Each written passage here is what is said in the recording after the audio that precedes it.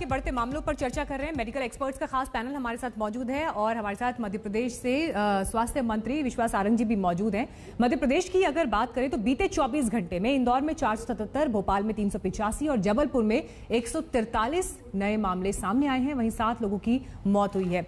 अकेले भोपाल और इंदौर से जो केसेस आ रहे हैं वो मध्य प्रदेश के टोटल केसेस को अगर देखें तो उनकी संख्या काफी ज्यादा है। सारंग जी, जो परिस्थिति इस वक्त मध्य प्रदेश में दिखाई दे रही है और खासतौर पर अब क्योंकि त्योहारों का मौसम आगे है, तो इसे लेकर सरकार अभी कितनी तैयार है, किस तरह के कदम आप लोग उठाने की तैयारी कर रहे हैं? देखिए मीनाक्षी जी, हम किसी भी संकट, किसी भी चुनौती का सामना करने को पूरी मुस्तैदी के साथ तैयार है। हमारे माननीय मुख्यमंत्री शिवराज सिंह चौहान जी स्वयं रोज पूरे कोरोना मामले की समीक्षा कर रहे हैं।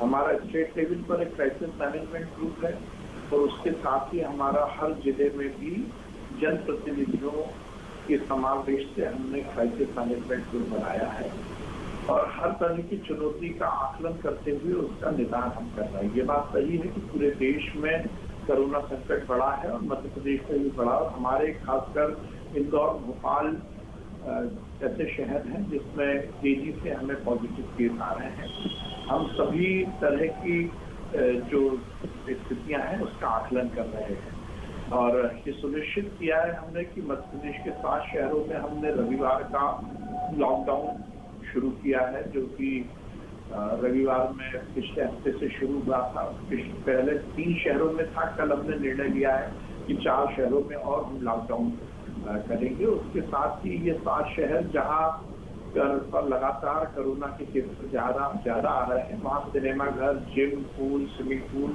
इनको भी सबको बंद किया गया है।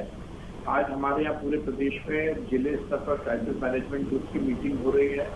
त्योहारों को लेकर ये निश्चित किया गया है कि ऐसे त्योहारों में सार्वजनिक जहाँ पर गैदरिंग होती है उसको अवॉइड किया जाएगा। और हमारे मुख्यमंत्री जी ने एक नारा दिया है, मेरा परिवार मेरी होली। उसके पीछे का तात्पर्य है कि हम होली त्योहार अपने परिवार के साथ अपने घर पर ही मनाएं। और उसके बीच सारंग साहब, क्या आप ये मानते हैं कि जो हम देख रहे हैं कि जिस तरह से केसेस बढ़ रहे हैं, आम लोगों के ऊपर तो जुर्माने तक हो रहे हैं, लेकिन दूसरी तरफ हम देख रहे हैं जो हमारा पॉलिटिकल क्लास है, नेता भी अगर किसी पब्लिक कार्यक्रम में जा रहे हैं तो वहां पर कोरोना के प्रोटोकॉल्स उस तरह से फॉलो नहीं हो रहे जैसे होने चाहिए। थोड़ा उन्हें और ज्यादा जिम्मेदारी लेने की जरूरत है और थोड़ा ज्यादा अलर्ट होने की जरूरत है। मुझे आपकी आवाज नहीं आ रही, आपका क्वेश्चन समझ। जी सारंग जी, आप मेरी आवाज ठीक से सुन पा रहे हैं? अभी थोड़ा सा मुझे आपकी आवाज बहुत लो आ रही है, थोड़ा सा ज्यादा। ठीक है, चलिए जरा मेरी आवाज उन तक ठीक से पहुंचाइए। लेकिन एक जिम्मेदारी पॉलिटिकल क्लास को भी लेने की जरूरत है, क्योंकि तस्वीरों में हमने देखा कि कैसे बड़ी बड़ी रैलियों में, चुनावी सभाओं में, अन्य पब्लिक कार्यक्रमों में भी ऐसा हुआ जहां पर प्रोटोकॉल्स जो हैं कोरोना को लेकर वो उस तरह से फॉलो नहीं किए गए। डॉक्टर पारेख, महाराष्ट्र तो इस समस्या से बहुत ज्यादा जूझ रहा है। आप खुद मुंबई में इस वक्त बैठे हैं और आप देख रहे हैं कि केसेस की संख्या जो बढ़ रही है, अगर पूरे देश का एवरेज देखें और अकेले महाराष्ट्र का एवरेज देखें तो ये बेहद डराने वाले आंकड़े हैं। कितनी जिम्मेदारी किसको लेने की जरूरत है? मेडिकल एक्सपर्ट होने के नाते मुझे लगता है आपकी राय कम से कम लोग भी सुनेंगे, हमारा पॉलिटिकल क्लास भी सुनेगा। जी मीनाक्षी जी, आपकी तो आवाज पहुंच नहीं रही है, मीडिया की आवाज नहीं जा रही है, हम डॉक्टर्स लोगों की भी आवाज सब जगह नहीं जा रही है। हम लोग 1 साल से इसके बारे में बात कर रहे हैं। 1 साल पहले जब हमने पहला कोरोना वायरस का किताब लिखी थी, तब ये दूसरी लहर के बारे में हमने 1 साल पहले बात की थी। फिर दिसंबर में मैंने एक पॉलिसी पेपर लिखा था कि ये वेव आने लायक है और क्या करना चाहिए।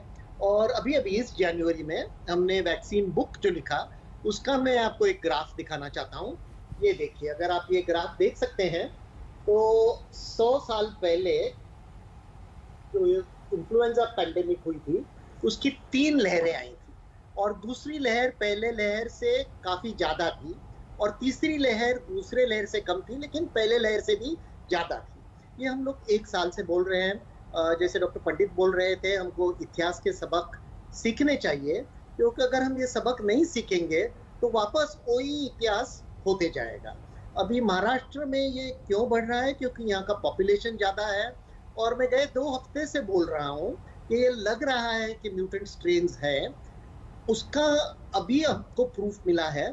लेकिन हमको ध्यान रखना चाहिए, सावधान रहना चाहिए क्योंकि ये जो नए म्यूटेंट स्ट्रेन्स आ रहे हैं वो वैक्सीन को डॉज कर सकते हैं।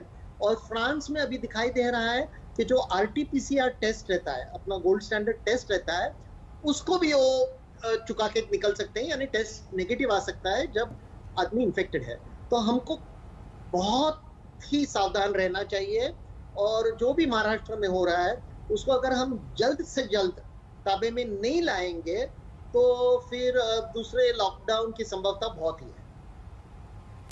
बिल्कुल, ये बहुत ज़रूरी है कि इस जागरूकता को हम बनाए रखें, क्योंकि एक साल में जो सबक सीखे हैं, अगर अब इस समय पर वो लाइट अप्रोच दिखाई देगा तो ऐसे में ये परिस्थितियां बिगड़ सकती हैं। सारंग साहब हमारे साथ मौजूद हैं, मध्य प्रदेश के आप स्वास्थ्य मंत्री हैं। सारंग साहब, मैं आपसे ये सवाल पूछ रही थी, देखिए आम लोगों के ऊपर जुर्माने भी हुए हैं, हम देख रहे हैं कि लगातार जागरूकता को लेकर हम सब बात कर रहे हैं, लेकिन पॉलिटिकल क्लास में भी कभी कभी ऐसे केसेस सामने आ रहे हैं जहां पर अपनी जिम्मेदारी से बचते हुए नेता दिखाई देते हैं। तो ऐसे में कलेक्टिव जिम्मेदारी सबको लेने की जरूरत है ताकि संदेश बड़ा हो और इस लड़ाई में हम एक साथ हों। मीनाक्षी जी, इसमें कहाँ कौन आपकी बात का विरोध कर रहा है? देखिए, बीमारी में कोई सेगमेंट नहीं होता। बीमारी किसको लगेगी किसको नहीं लगेगी ये निश्चित नहीं होता। नेता को भी बीमार हो सकता है और आम जनता भी हो सकती है। इसलिए हम सेगमेंट वाइज नहीं देखें। यदि जनता पर यह अपील की जा रही है कि वो प्रोटोकॉल का ध्यान रखे, तो नेता को भी ध्यान रखना चाहिए। इसमें कहीं कोई शंका नहीं है, कोई संशय नहीं है। मुझे लगता है कि डॉक्टर पारिक ने कुछ ज्यादा ही टिप्पणी कर दी। मुझे वहां टेक्निकल कारण से मुझे आवाज नहीं आ रही थी, पर मुझे लगता है कि उन्होंने जब बाद में बोला तो मुझे समझ में आया कि वो ये बोल रहे हैं कि डॉक्टर की आवाज नहीं आ रही, मीडिया की आवाज नहीं आ रही। मुझे लगता है डॉक्टर साहब थोड़ी सी अपनी सीमाएं पार करके मेरे से बात कर रहे थे। मैं इस बात से पूरी तरह सहमत हूं कि चाहे वो नेता हो, चाहे समाज का कोई भी व्यक्ति हो, उसको प्रोटोकॉल का ध्यान रखना चाहिए। यदि हम ये सलाह जनता को दे रहे हैं कि वो गैदरिंग ना करे, तो ये सुनिश्चित हमें भी करना चाहिए कि हम गैदरिंग ना करें, क्योंकि जब बीमारी लगेगी तो वो किसको लगेगी ये निश्चित नहीं है। संक्रमण किसमें फैलेगा ये निश्चित नहीं है। और इसीलिए हमारे प्रदेश में हमने बहुत तीव्रता के साथ जन जागरण शुरू किया है। खासकर मास्क को लगाना, सोशल डिस्टेंसिंग का पालन करना, हम जहां तक जरूरी ना हो हम घर से ना निकले, ये सब कैंपेन हम चला रहे हैं। जैसा मैंने कहा, शबे बारात अभी आने वाली है, उसमें भी अपील की गई है कि लोग इस त्योहार में भी अपने घर से ही दुआ करें। ये सुनिश्चित करने की हम सबको जरूरत है कि ये एक ऐसा दौर है और ऐसी बीमारी है। ठीक है डॉक्टर सारंग, विश्वास सारंग जी, देखिए आपने भी उनके ऊपर टिप्पणी कर दी डॉक्टर साहब के ऊपर, लेकिन मुझे लगता है कि थोड़ा बड़ी तस्वीर के आधार पर अगर देखें तो एक तस्वीर अभी हमने दिखाई, जिस कदर भीड़ दिखाई दे रही है। बंगाल में तो चुनाव कैंपेन चल रहा है और उस कैंपेन में जिस तरह की तस्वीरें दिखाई दे रही हैं, कई बार तो ऐसा है कि बड़े बड़े नेता भी मंच पर मास्क के साथ नहीं है, डिस्टेंसिंग नहीं है। और ऐसा नहीं कि सवाल एक चिंता के तौर पर सिर्फ मीडिया के भीतर या डॉक्टर फ्रेटर्निटी के भीतर दिखाई दे रही है। आम लोग ये सवाल पूछ रहे हैं कि अगर उनके ऊपर जुर्माना होता है, अगर उनके पास शादियों में जाने के लिए नंबर लिमिटेड है, किसी के घर में किसी की मौत हो रही है, वहां पर सब जो है परिवार नहीं जा पाता है, तो ऐसे में जो पॉलिटिकल क्लास है वो ऐसी जिम्मेदारी से क्यों बच जाता है? उनके लिए नंबर क्यों नहीं निर्धारित होता है? तो ये एक आम व्यक्ति का सवाल है जो मैं आपके पास लेकर आई थी। खैर, ये तस्वीरें भी आपको हम इस वक्त दिखा रहे हैं जब जबरदस्त कैंपेनिंग हो रही है। 5 राज्यों में चुनाव है और 5 ही राज्यों से जो तस्वीरें दिखाई देती है कैंपेन के दौरान, वहां इतनी भीड़ है कि त्योहार तो आप अभी एक तरफ रखिए, लेकिन इन तस्वीरों को देखकर भी आप अंदाजा लगा सकते हैं कि कोरोना वायरस को लेकर केसेस जिस तरह से बढ़े हैं देश में, अगर ये तस्वीर बगैर जिम्मेदारी और जागरूकता के इसी तरह से अगले कुछ और दिन छाई रहेगी तो परिस्थितियां आगे और बिगड़ सकती हैं। पॉजिटिविटी रेट भी जो है वो कई जगहों पर बढ़ा है। डॉक्टर राहुल पंडित, मैं आपके पास अब आना चाहूंगी। दुनिया भर में देखिए बीते 1 साल में रिसर्च पेपर पब्लिश हुए हैं, अलग अलग तरह से जो है, चाहे वो साइंटिस्ट हो, मेडिकल एक्सपर्ट्स हो, उन्होंने सिचुएशंस को एनालाइज किया है।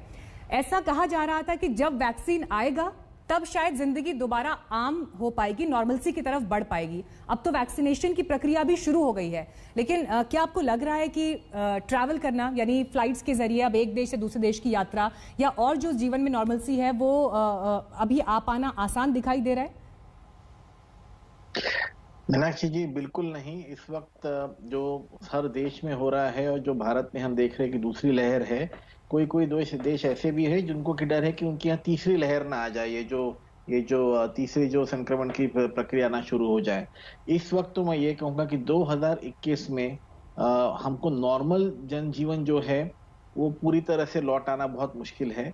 हम इकोनॉमी को जो है पूरी तरह से लौटा सकते हैं, लोग जो है अपने देश में शायद थोड़ा बहुत घूम पाएंगे, पर इंटरनेशनल ट्रैवल जो है वो कितना इजी होगा ये बहुत मुश्किल लग रहा है। पर हाँ, जैसे जैसे सब जगह वैक्सीनेशन होगा, जैसे अगर 70 से 80% पॉपुलेशन हम वैक्सीनेट कर पाए, जो कि एक बहुत बड़ा टास्क है। हम अभी सिर्फ 4 करोड़ 4.5 करोड़ के करीब पॉपुलेशन को वैक्सीनेट कर पाए, 2 महीने से थोड़ा अधिक हो गया है हमारा समय।